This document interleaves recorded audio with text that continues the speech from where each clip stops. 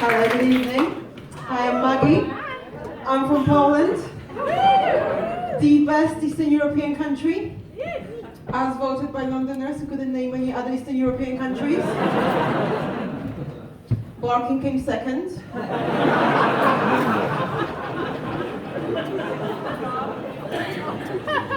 Since moving over here, I've been eating local delicacies. A boy hummus and falafel sandwich the other day. Do you know what hummus is made of? Chickpeas? Yeah. Do you know what falafel is made of? Chickpeas? I paid £5 for that.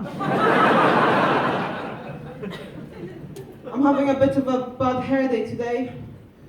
And by hair, I mean hemorrhoids.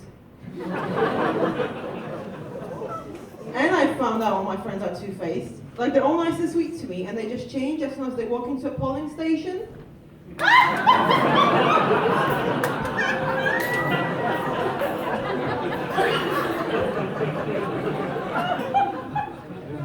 I've started looking into applying for a British passport. No reason. As a spouse of a British citizen. And I found out that one of the things that the Home Office asks you for is 2 years worth of text messages to prove that you're a real couple. They only ask for a sex tape when you apply for a council tax discount. But then someone at the Home Office has to go through those messages. And I don't know the full details, but I imagine for 2 years they'll be looking for something like 200 messages containing the word milk. Because that's what real relationships are about. Two people who regularly text each other to say, have we got milk? But occasionally they may come across a message that reads something like this. I have looked in the fridge and the milk is 2 weeks out of date. It is rotten and revolting. I have paid you £10,000 to get a British passport, not to the US. You and the country disgust me. And I can imagine the Home Office people reading that thinking, well, this may have started out as a sham, but they're definitely in love now. My neighbor got double glazing put in last winter. I decided to wear a raincoat indoors instead. You don't need a Windows upgrade when you have a Mac.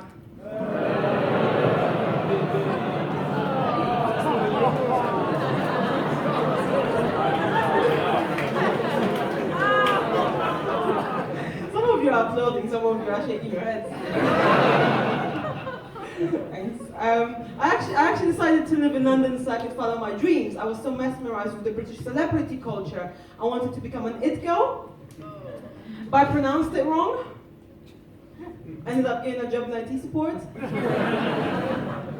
But I picked the wrong time to get into IT. There was a time back in the day you used to get really cool job titles in IT. You were able to become a webmaster, the master of the web.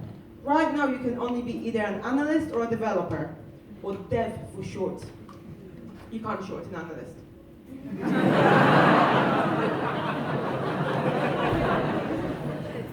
But then I decided to pursue comedy, so I could better fit into the Polish stereotypes of having 2 jobs.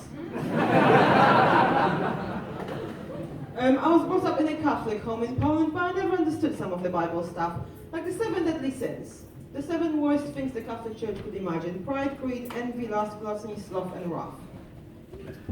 Murder is not on the list. Wrath, yes, you're not allowed to be angry, but God is perfectly happy for you to kill someone as long as you're a bit blasé about it. But I'm now an atheist because Lent is 40 days long and dry January is only 31.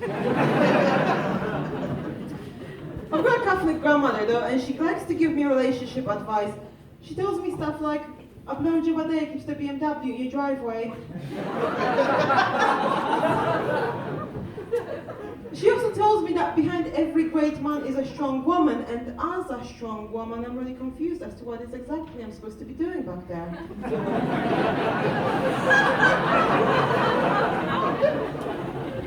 Like, do you put a finger in or do you not?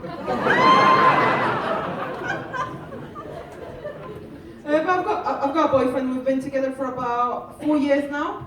But we don't live together, and that's because my boyfriend has a flatmate who's a complete bitch and busts his balls all the time, so there's nothing more I can bring to the table.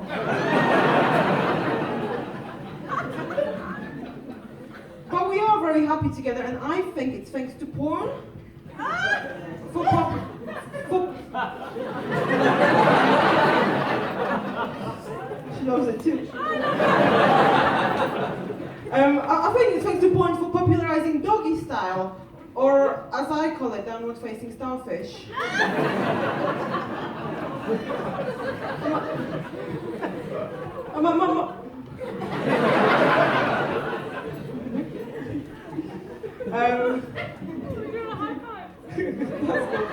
Okay.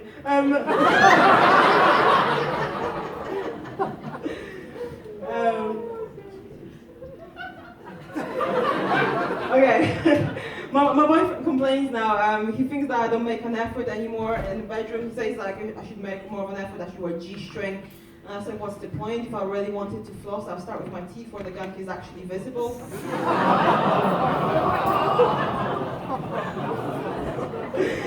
Splits the room, this one. So last time I did this joke, there was a group of lads in the front row. They didn't like it. One of them got up and he said, "You ruined the G-string for me." And that day something sort of changed in me. It wasn't about the laughs anymore. I realized I now wielded the power to ruin someone's life just a little bit without having to marry or birth them. I like smoking. I find it's great for making people move their children the fuck away from you.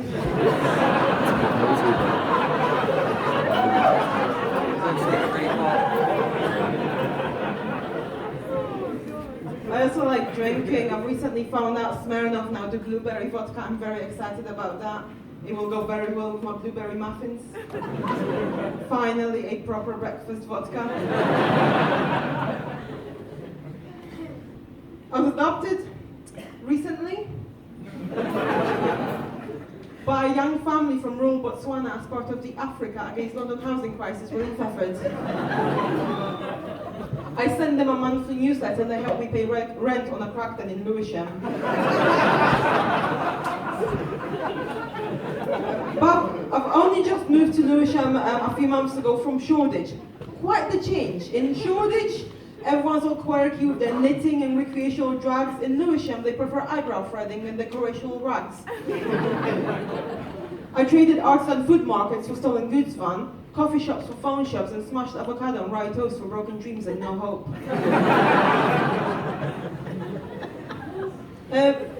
Back in Shoreditch, I lived in an 8-person house share with 7 blokes, like the millennial Snow White and the 7 inept wankers.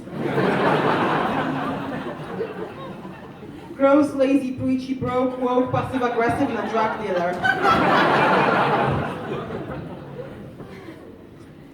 I hate traveling. I went to see a nurse a while ago to get some routine vaccinations. She said you need Hep A, Hep B, MMR, rabies, 3 doses, typhoid, yellow fever, malaria tablets, 3 types. All cost you 400 quid, won't give you anxiety and hallucinations. The first you have to take every day for 8 weeks so you die. Hep B comes in 3 doses, you take all of them right now. This is not enough time. They need to be taken at least 3 weeks apart or you die. Take 1 tablet a day, half a dose if you develop seizures, avoid contact with insects, don't waste out your shoelaces or you die. Then she jabs a needle in my arm. Before I know what's happened, there's another needle in my other arm and then a third, and then she asks why I'm shaking. I pick myself off the floor, I grab my coat, I crawl to the door. She says, "Have a nice time in Croydon."